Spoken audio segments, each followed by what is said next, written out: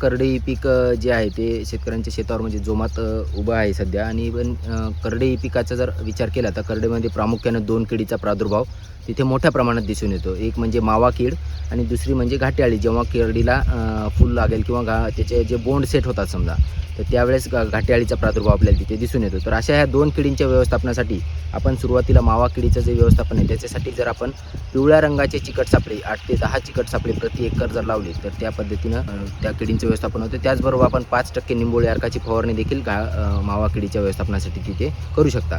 रासायनिक कीटकनाशकांचा विचार केला तर आपण डायमिथोएट हे जे कीटकनाशक आहे याचा जर आपण 15 मिली प्रति 10 लिटर पाणी किंवा ॲसिफेट नावाचं जे कीटकनाशक आहे हे 16 ग्रॅम प्रति 10 लिटर पाणी या प्रमाणात जर फवारलं तर त्या मावा किडीचं व्यवस्थापन चांगल्या पद्धतीने होतं. घाटे अळीचा विचार केला तर घाटे अळीसाठी आपण जर मोठ्या प्रमाणात जर प्रादुर्भाव दिसत असेल तर 5 कामगंध सापळे प्रति एकर तिथं लावणं आवश्यक आहे. त्याच्यामुळे घाटे अळीचं चांगल्या पद्धतीने व्यवस्थापन होतं. त्याचबरोबर आपण 5% निंबोळी अर्काची फवारणी देखील घाटे अळीच्या व्यवस्थापनासाठी किंवा लहान अवस्थेतल्या घाटे अळीच्या व्यवस्थापनासाठी 5% निंबोळी अर्काचा देखील वापर तिथे करू शकतो.